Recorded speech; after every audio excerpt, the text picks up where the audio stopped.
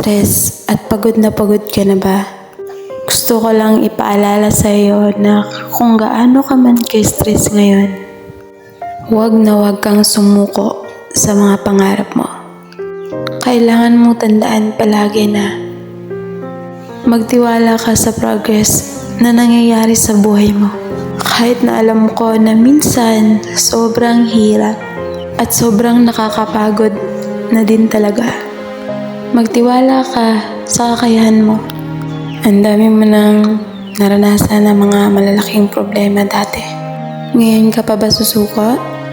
Patuloy ka lang na lumalaban. Kung ang pakiramdam mo ngayon ay nahuhuli ka na sa buhay, siguro nakikita mo yung mga kakilala mo o yung mga kaibigan mo.